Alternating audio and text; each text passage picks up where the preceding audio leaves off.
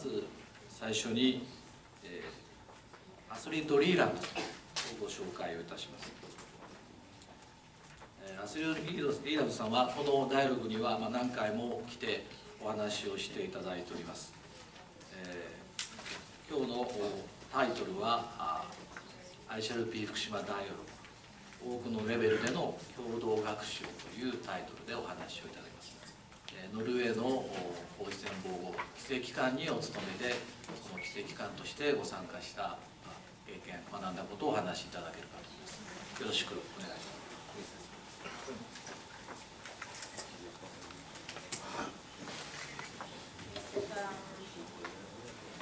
How can I remove this one?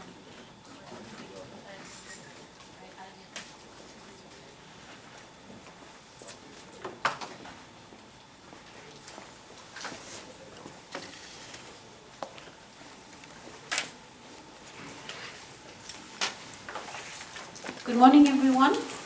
I hope you are all ready for a new day after the nice reception yesterday with the wonderful Fukushima local food and also a nice sake from different parts of Fukushima prefecture. I'm going to talk today about the learning points and the impressions I have from participating in the dialogue seminars. I have been here many times. I've had other colleagues also from Norway who has been here and who has participated. So my presentation will be on the joint learning that we've had from these seminars. I'm going to give you some of the impressions from the dialogues and then moving on later to the lessons learned. Of course, it's not possible to give you the full view of everything we experienced in every dialogue, but I'm just going to give you some highlights.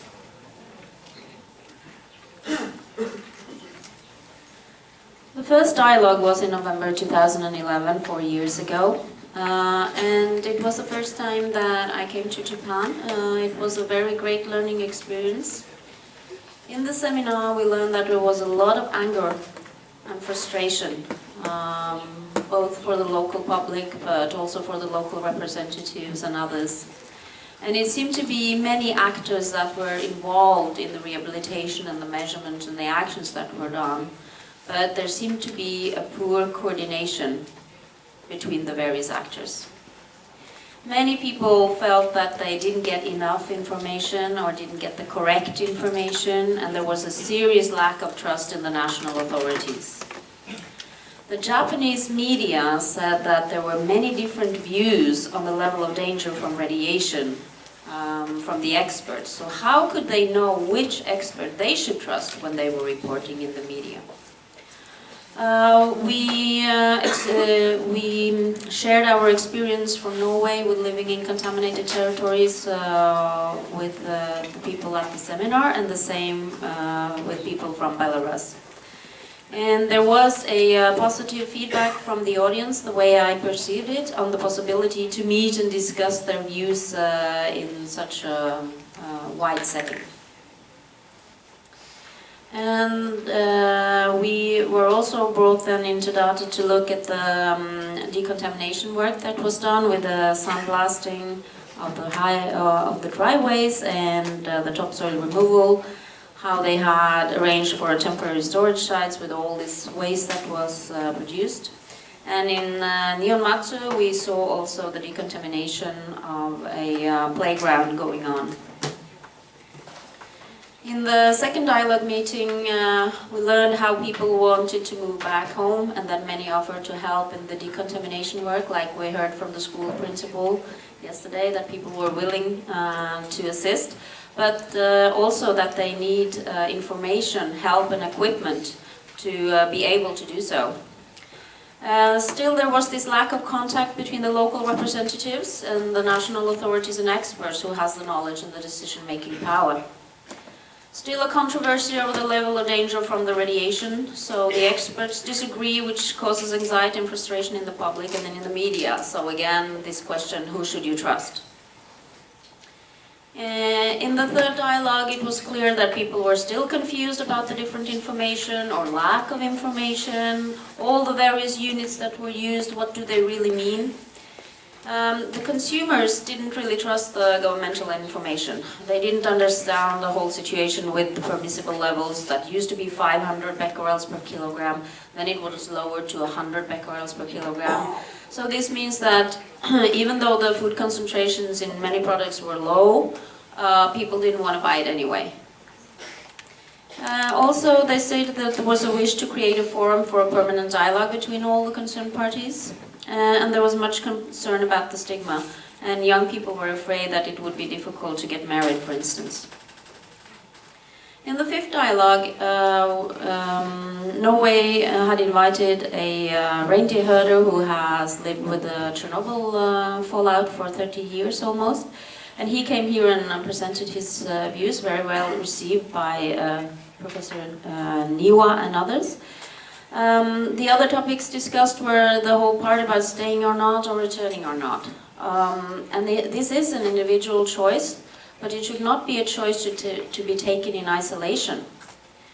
One of the Japanese participants said that Japanese culture is challenging. It's difficult to break out, difficult to take other choices than the leaders, and difficult to take the lead.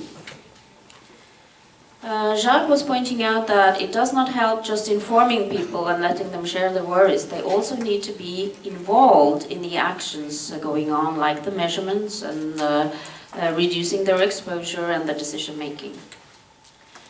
Many felt neglected by the rest of the country because it was perceived that only Fukushima was affected by the accident. And then in the seventh dialogue in Iwaki, we could see that the anxiety and the anger, frustration have been moving now more to a positive attitude. But for many people it could be hard to move on since they had lost their families and their homes, everything in the tsunami. And I think that many of us remember this gentleman who was there telling us how he felt that media was focusing too much on the radiation issue after the accident, while he was still searching on the beaches every day for his lost family members.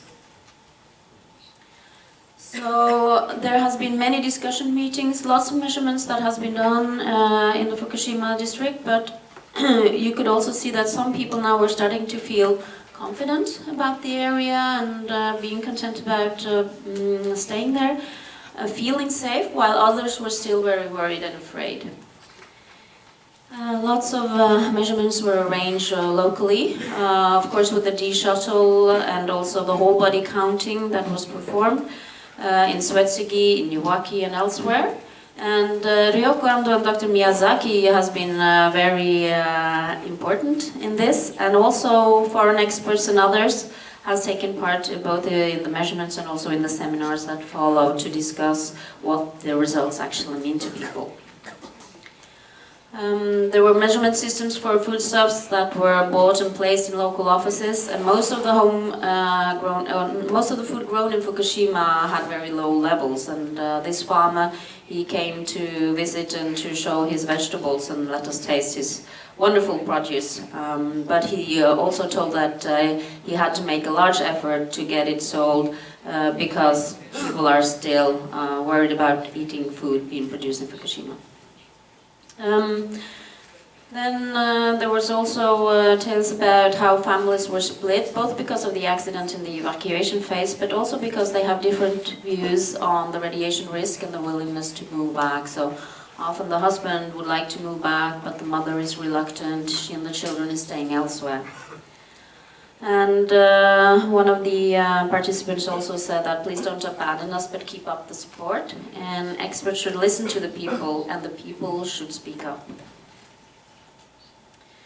In the 8th dialogue in May 2014, the diverse societal consequences were many of the same as we've heard before. The lack of young people returning or living in Fukushima, the loss of jobs, difficulties to sell the produce from Fukushima even if it is clean, psychosocial stress for many people, and also some experiencing stigma. The compensation schemes are causing frustration, and it influences on people's choices. And there was a question asked about how you could reach an understanding outside of Fukushima that the contamination in food is now low. And there was a Norwegian delegation at this dialogue with farmers and reindeer herder from Norway, sharing their experiences and then learning about the Japanese situation, both in the dialogue seminar but also in visits to various affected areas afterwards with local representatives. And they found that it was a really, really nice visit and that they learned a lot from this situation. In the 10th dialogue, the Norio Kanno, the mayor of Itate, he said that our lives have changed more than we could ever have imagined. We are very angry about what has happened, but we have to accept it and we need to move forward.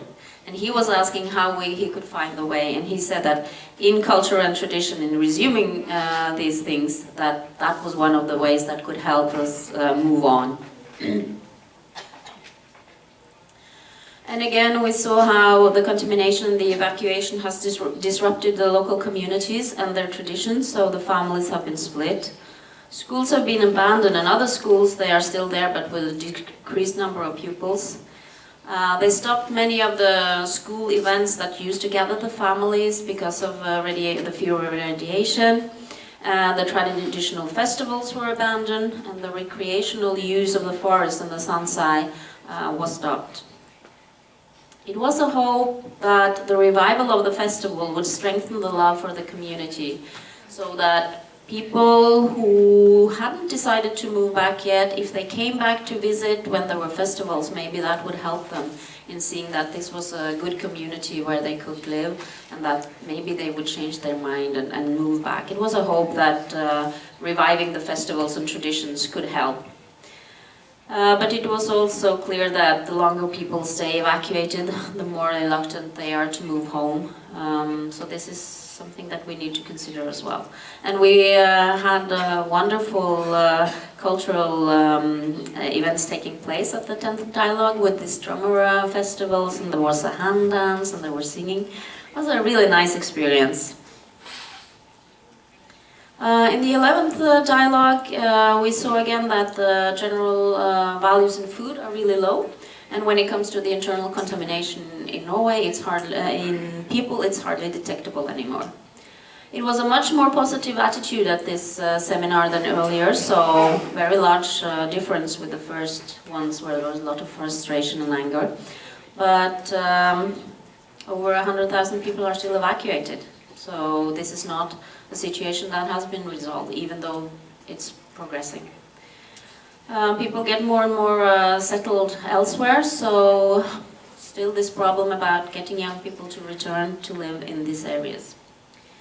The authorities are decontaminating the areas bit by bit to allow their return, but then the evacuation is linked with the compensation. And the compensation will end 1 year after the areas have been reopened.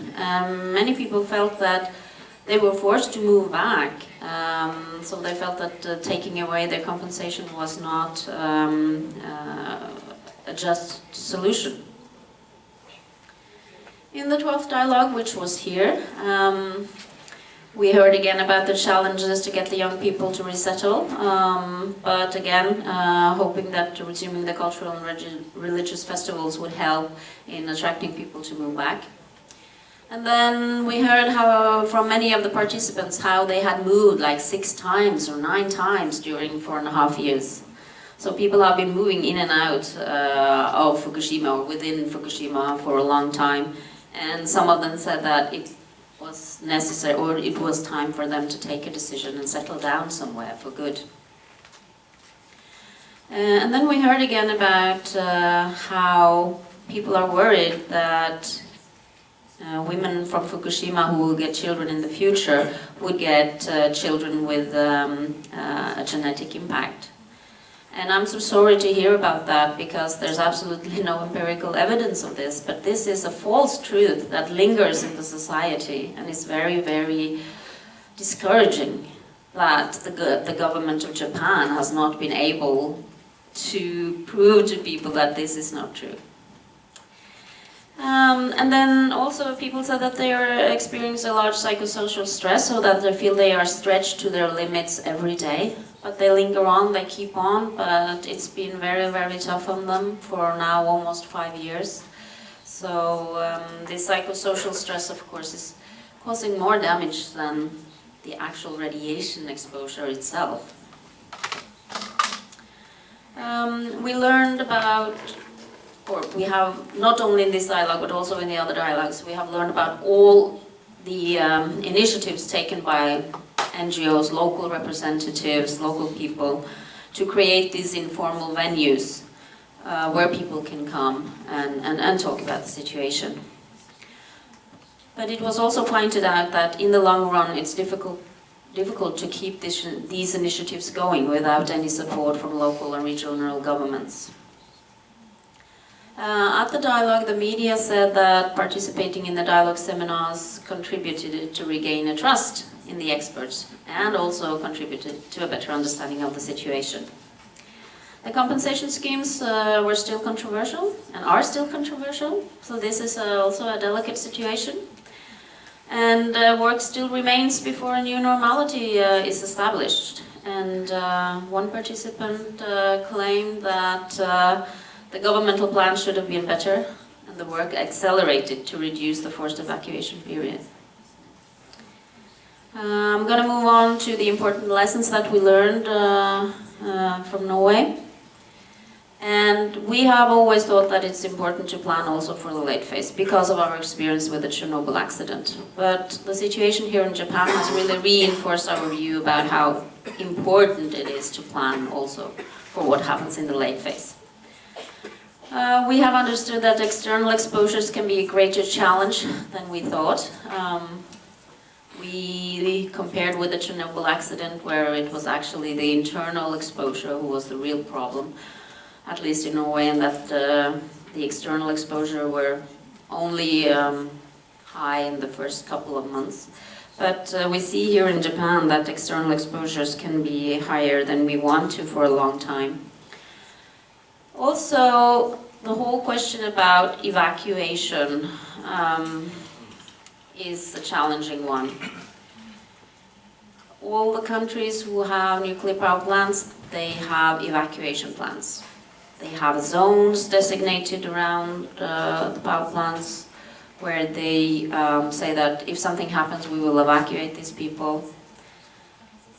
But the problem is that often this isn't an evacuation. It's a relocation, either temporary or permanent. And I think that we should learn from Fukushima when we do the planning for evacuation, and also if someday we need to implement it, we also need to do this much more carefully, I think, than we do today. And then the compensation schemes are of course linked to this evacuation. And what we've seen in Belarus and what we've seen here as well is that it causes frustration, it causes suspicion between people, between neighbors. People aren't content, and it causes also passivity. So I understand that compensation is necessary when you are evacuated or you are impacted by such an accident, but it's a very delicate and difficult situation. And I don't have any solution to this. It's just that you need to exercise this with very much care, and you need to do probably some better planning in advance if you're going to use evacuation and compensation schemes. And it's important also to acknowledge that the challenges remains for the affected people in contaminated territories. So even if people outside of Fukushima think that they're tired of listening to the trouble of Fukushima, think that maybe it's over. Maybe the government thinks that things are under control. But for the people out in the district, the challenges remains. It's important to remember this. And we've seen here in Japan, but I think it's also true in many other countries, that there is a general lack of knowledge about radiation and radiation health risk. And it's a good question to ask in many countries, I think. How can we educate the public so that if something would happen, we don't have to start at scratch? We have some basic knowledge in the population about radiation risk. And the negative impact on the culture and traditions must not be forgotten, because it's such an important part of our lives. But it's not so often that it's thought about in emergency preparedness planning. But what does it really mean to be a Japanese or a Frenchman or a Norwegian? So if you take away some of the important cultural aspects, people might feel that they lose the pride of being who they are. So we must look at also the assets that we must reclaim to keep the dignity and the identity and the pride of the people in a community. And a very important question also, how can we counteract misconceptions that arise, like the one here about the risk of genetic disorders in children in the future? It's also something we should reflect upon. The dialogue seminars has shown us the power of the local initiatives and the local actors. I think that we have seen this also in Norway and in Belarus. A few people who stand up and take necessary actions in the beginning after an accident, and who could be someone to lead the rest of the people as well. We have seen also the power then within the dialogue seminars about the discussion and deliberation that we have experienced. And also linked to the dialogues, we've seen how it's important with the exchange of experience between countries. And we feel that the dialogue seminars have created new cooperation with many people from different countries, a new understanding of the situation that might arise and the situation in Fukushima specifically, and also, of course, new friendships. And it has strengthened our view on the value of people's experience. So the reality is what is going on in the local community. It is not what is going on in the crisis center. And to understand people's worries, the experts or the authorities need to meet the local people and listen to them.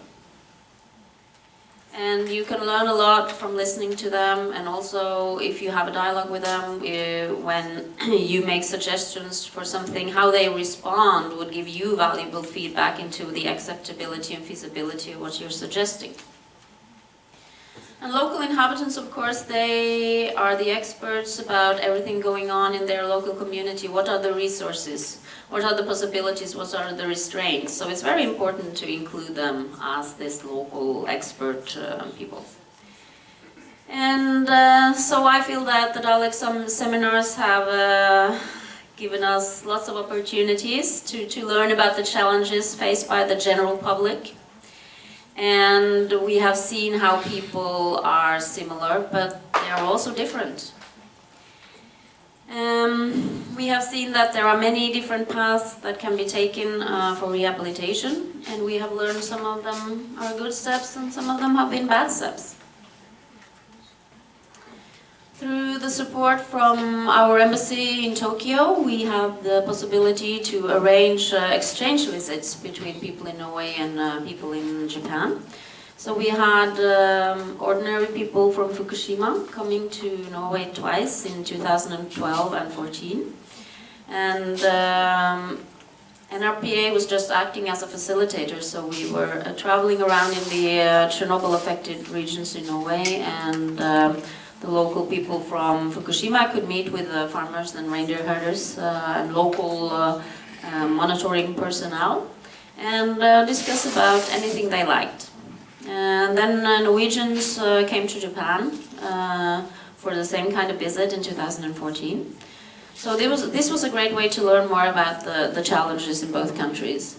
And for me, as a professional, it's interesting to be there as a facilitator, because when I listen to the questions they ask each other and the answers they give, I learn much more than if I come there as a government representative asking them questions. Because I will come there with a specific agenda and they will answer to what I ask, but all the rest is never touched upon. But when people meet people and you just listen, you learn a lot more. And another good thing also is that if I then hear something that puzzles me a lot, I can ask them and get a better understanding of the situation. And of course, we get new friends and we learn about new cultures, so it's been very interesting to travel around both in Japan and in Norway with the Japanese. So I just want to thank you so much for sharing your experience with us. It's been really interesting, it's been touching, it's been very important to understand on a human level what it means to live in a community that is affected by radiation. We have experience from Norway from the Chernobyl accident, but that happened almost 30 years ago, and the society is different these days. Information moves really fast. Many information channels. The technology is different. People's perception on food quality is different. So I think that seeing how everything has evolved here in Fukushima gives very important learning points for us in Norway as well. And I hope we can continue some kind of cooperation also after this dialogue. Thank you. 厚木さんどうもありがとうございました。ダイアログにずっと参加してきて、それぞれ参加ごとにいろんな学んだこともご紹介、さらには最後に、ノルウェーの機関として学んだことをご紹介いただきました。特に、ノルウェーという地域はチェルノブイリの影響もあって、農家の汚染とかそういったものを経験してきて、日本にも2度来たというご紹介がありました。そういった中で、ある意味でファシリテーターとして、福島というチェルノブイリという汚染地域の経験のファシリテーターとしての活動をしてきたというご紹介もありました。皆さんの方からご質問、今のナスリさんの講演に対してご質問や何かありましたら、という2人をお聞きいたしますが、いかがでしょうか。よろしいでしょうか。どうぞ。